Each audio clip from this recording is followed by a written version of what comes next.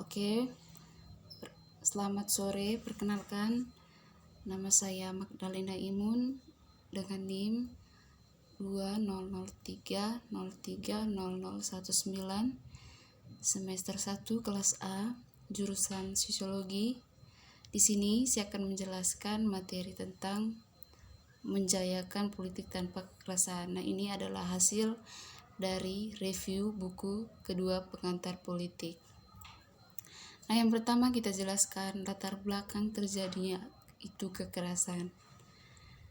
Nah, yang pertama, fenomena kekerasan itu masih terus berlangsung sampai saat ini dan terjadi di sejumlah tempat seperti di Suriah pada awal 2015 terjadi pembakaran hidup-hidup dari pilot Yordania oleh ISIS atas nama gedung negara yang diakui proyek politik.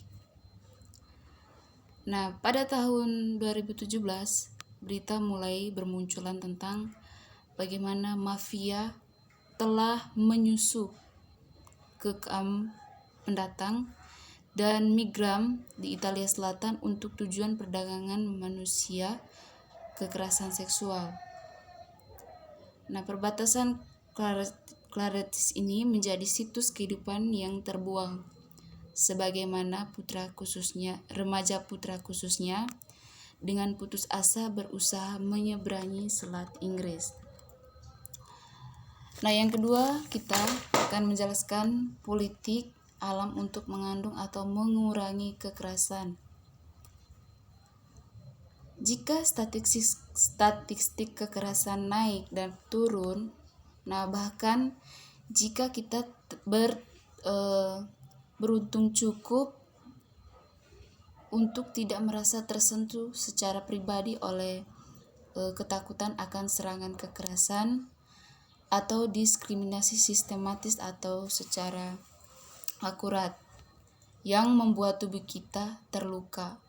Nah, hal ini dikemukakan oleh Sennett dan Cobb pada 1972. Nah, kita tidak bisa mengabaikan meluasnya kekerasan. Memang tidak. Untuk menilai dari video Gamedia pembunuhan adalah bagian dari sensasi. Ini bisa dilihat berbagai kesehatan kata si pengungsian atau bukti perjuangan kita yang telah kita terus meneruskan melawan kekerasan. Violensi yang disorot sebelumnya hanyalah pengingat dari beberapa diantaranya selama periode 4 tahun telah menandai beberapa bagian dunia. Meskipun view hubungan dengan berbagai signifikan dalam bentuk intensitas dan aktor yang terlibat. Nah, kekerasan yang dikualifikasi sebagai kriminal bisa melibatkan aktor negara. Beberapa violence dilakukan oleh negara atau atas namanya, namun dalam penamaan mereka kekerasan negara, mereka mendapatkan kredibilitas jika bukan legitimasi itu menempatkan mereka dalam kategori mereka sendiri. Nah, negara kemudian membuat politik menjadi mungkin karena ia memusatkan kekerasan bertaruh di antara kita dan mendorong kita untuk menyerah sebagian kebebasan ketidak dalam kontrak sosial dengan negara. Akibatnya, politik bisa terjadi. Kemudian kita menjelaskan poin yang kedua, kekerasan dan negara. Nilai yang diberikan kepada entitas negara sangat tegas diantarakan klasik pemikir politik Ada juga realisme yang kuat, seperti kekerasan dianggap menciptakan dan mendefinisikan negara, dan pada akhirnya membuat posisi politik stabil. Nah, pandangan paling ekstrim ini diungkapkan dalam karya Carl Schmitt. Nah, untuk Schmitt, divisi teman atau musuh mendefinisikan politik justru karena dari kemungkinan kekerasan yang selalu ada di antara musuh. Sebagian besar ahli teori politik sejak abad ke-15 yang telah mempengaruhi pemikiran tentang negara dilihat dari manajemen kekerasan sebagai definisi negara. Hobbes yang menulis pada abad ke-16 melihat negara sebagai kunci menuju pasangan komunitas politik. Pandangannya tetap berpengaruh kuat ilmu politik secara implisit jika tidak secara eksplisit. Nah, jarang dilakukan ilmuwan politik hari ini kembali ke masalah awal yang ditimbul oleh Hobbes. Namun, politik style teori David Runciman dalam sebuah buku yang pendek ditunjukkan untuk kepada masyarakat luas telah melakukannya persis seperti itu. Nah, tujuan Runciman adalah untuk menekankannya pentingnya violence untuk memahami asal mula politik. Nah, kontrol kekerasan, dia berpendapat bahwa karakteristik yang menentukan dari setiap masyarakat politik berpikir tentang kekerasan adalah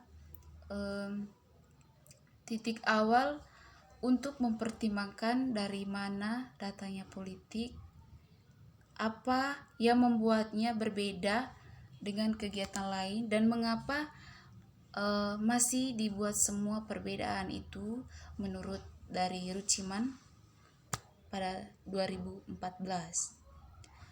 Nah, dia memuji Thomas Hobbes pertama membuat perbedaan antara politik dan kekerasan non-politik, dan demikianlah kasus untuk pemukiman orang dan menciptakan manusia hubungan berdasarkan kepercayaan dan hubungan timbal balik yang mengurangi kekerasan. Nah, poin yang ketiga tentang dari politik. Sementara Hobbes mencampurkan konstruksi ranah politik dengan negara dan tawaran perlindungan untuk ditukar dengan kepatuhan, dan Weber menyatakan bahwa monopoli negara atas kekerasan yang sah berarti bahwa kebijakan TIX harus selalu menyertakan alat kekerasan. Smith percaya bahwa politik bukan politik sehari-hari sebagai pertentangan antara pengelompokan adalah didasari oleh kemungkinan yang selalu muncul. Nah, pada kekerasan yang nyata dan sekarang antagonisme, semua pemikiran politik berdiskusi secara jauh telah melihat politik sebagai solusi atau ekspresi dari ketidakmampuan manusia untuk mengatasi kecenderungan ontologisme terhadap kekerasan dalam perilaku sosial individu, dan itu secara umum atau kolektif. Nah, yang berikut tentang mufakat bukan perintah sebagai landasan politik. Para ilmuwan bernama Andreas Calvis pada tahun 2008 mengemukakan bahwa bagi Smith, konstituen server adalah bukan komandan absolut daripada seseorang legislator. Misi dari penguasa bukan untuk memerintahkan atau menjalankan kekuasaan, melainkan untuk menciptakan aturan yang lebih tinggi dan untuk menentukan hukum fundamental dari sebuah persaingan politik. Dalam karya Smith, dia berpendapat bahwa pentingnya kedaulatan bagi Smith adalah bahwa itu adalah tidak pendiri kreatif yang luar biasa dari konstituen Goethe dari IBIT 90. Nah, kemudian tentang politik sebagai lingkup kebebasan dan tindakan non-strategis. Masyarakat telah menginvasi ruang publik dan seolah-olah seperti aslinya dari prinsip politik diterjemahkan dalam nilai-nilai sosial itu dalam buku IBIT 221. Inti transformasi tidak mungkin dilakukan bagi negara-negara yang terpengaruhi oleh Prancis Revolusi, di mana prinsip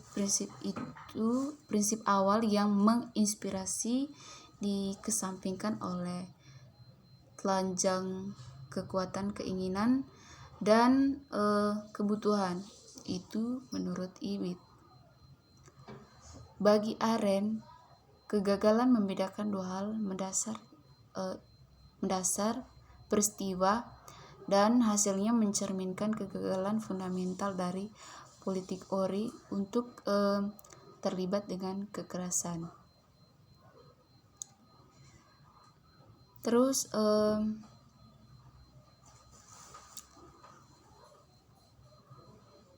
tentang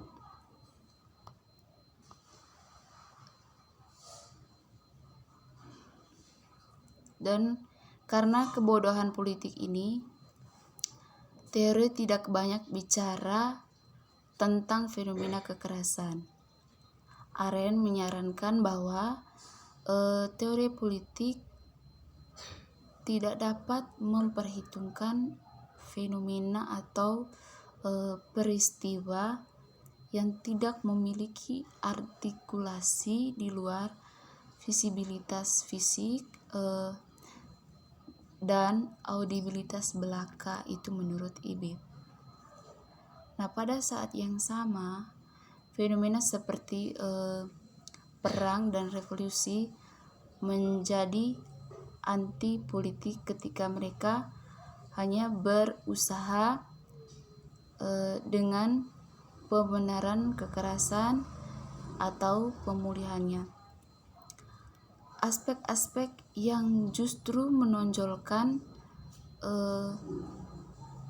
aspek-aspek tersebut keterbatasan sebagai fenomena politik.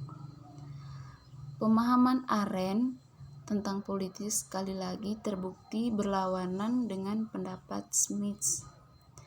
Nah, bagi Smith, seperti yang telah dikemukakan sebelumnya, seperti itu pemusnahan negara harus turun tangan.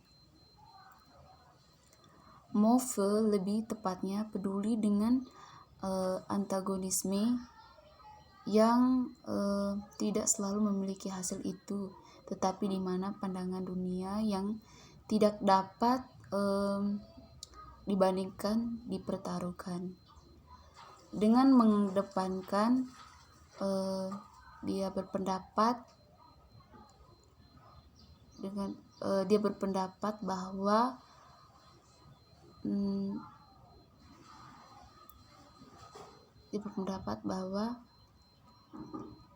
momen keputusan yang tak terhindarkan dalam arti kuat memiliki atau memutuskan dalam medan yang tidak dapat diputuskan. Apa yang diungkapkan oleh antagonisme batas paling dari setiap konsensus rasional, itu menurut Move 2013. Karena itu Move mempertanyakan asumsi liberal bahwa pluralisme dan berbagai perspektif dan nilai dalam interaksi manusia dapat dihadirkan bersama tanpa konflik di bawah cita-cita liberal politik sebagai ruang monumental untuk persaingan dan artikulasi kepentingan. Seperti setiap persetujuan didasarkan pada tindakan eksklusi, menurutnya tidak sepenuhnya inklusif, tidak rasional, konsensus universal dimungkinkan. Nah, itu menurut Smith 2005. Sekian dan terima kasih.